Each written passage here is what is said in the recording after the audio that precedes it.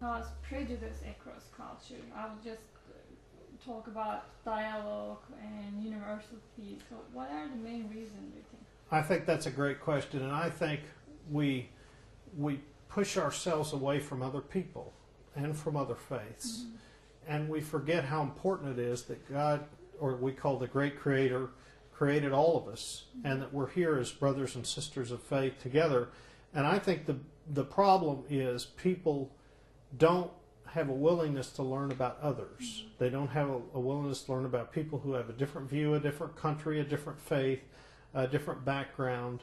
And so dialogue becomes number one in importance, that we talk about who we are, we talk about what our faith is, we talk about what's important to us about education, we talk to each other about what kind of government we should have.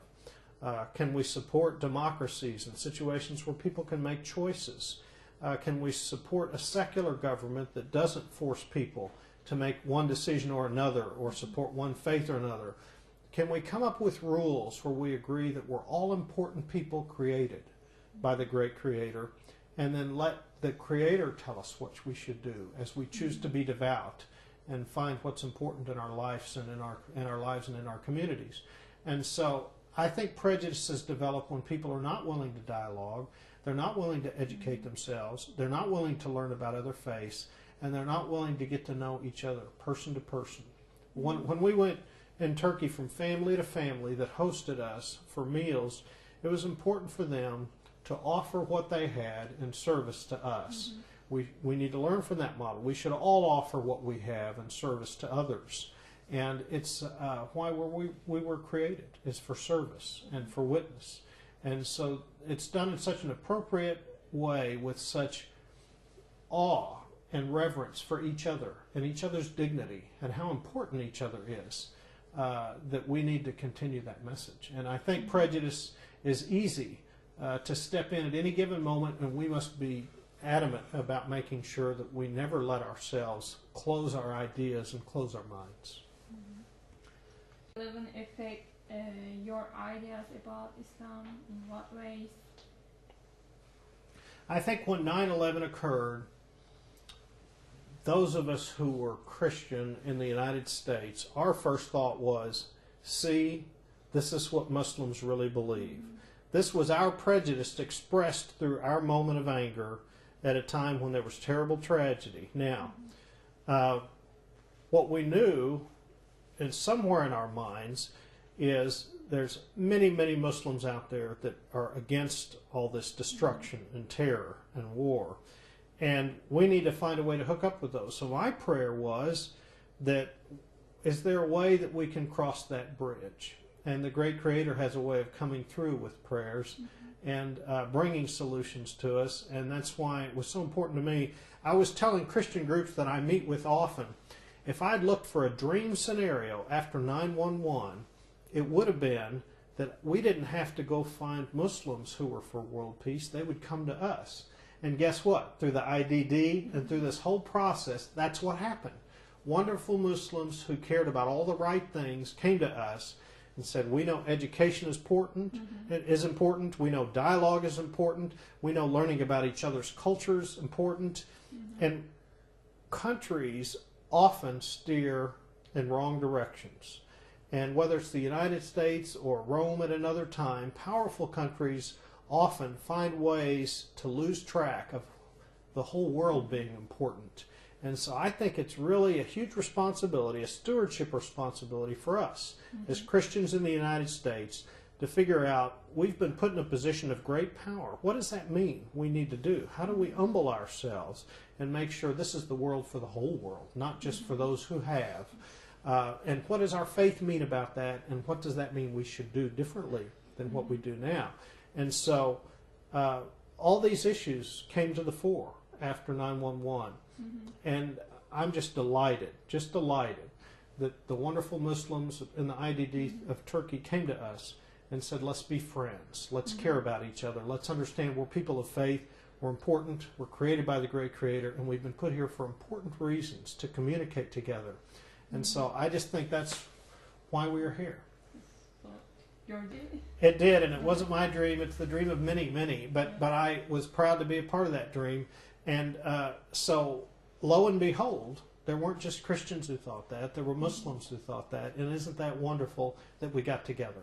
And think of all the things we're going to do together. Isn't it a wonderful opportunity? And isn't this the kind of moment we all read about in our sacred texts? When the great Creator says, I will lead. You just need to listen. And so it's important we open up and listen to each other. What is the impact then in terms of humanity and universal peace? I think what's important about Gulen's approach is he doesn't have agendas except that everybody be treated as wonderful persons created by the great Creator. And the other thing is he doesn't say anything about anybody being better than anybody else. That's hard for anybody to do in their culture. We all have we've grown up with certain indoctrination. We've grown up with certain sets of beliefs that separate us from others. And Gulen said, let's free the table. Let's open up. Let's get rid of all these prejudices and find out how we can be a part of each other's worlds and a part of each other's lives.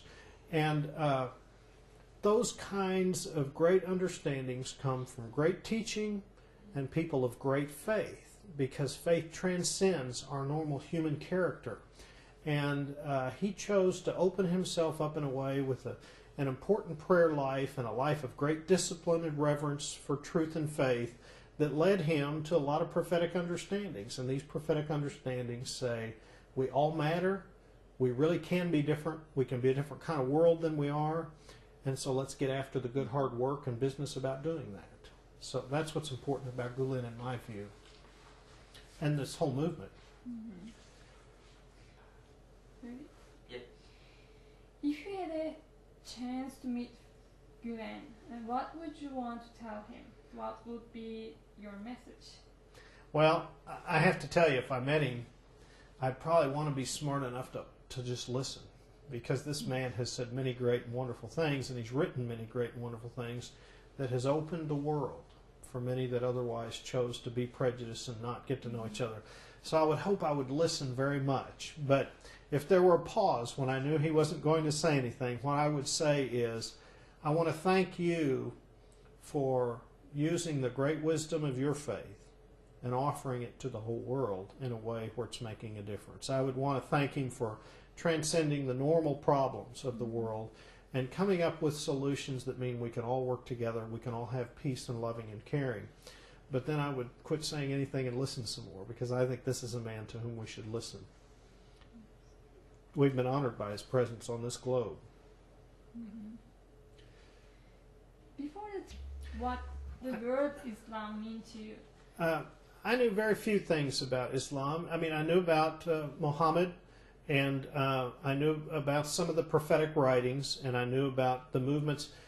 We all connect different religious movements of taking over parts of the world.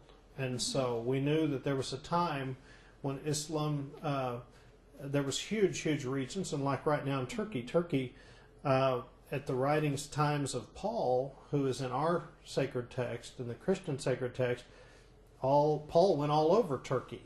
And that's why you have all these great biblical sites there in Turkey that you all were hospitable enough to show us. But I knew very little about Islam, and I still know not enough about Islam. I simply knew that it was a religion that I thought didn't care that much about modern education. And so that was a stereotype I had that has been obliterated, and it's really wiped the slate clean for me. I realized these are wonderful people who want to be educated and care about education in many, many ways. And so that means opportunity, because people who are educated want to communicate and want to offer themselves to others about learning together. And so I thought Islam was a contracted faith in the sense that it wasn't willing to be open to the rest of the world. And I found out better, and I'm glad to have found out better.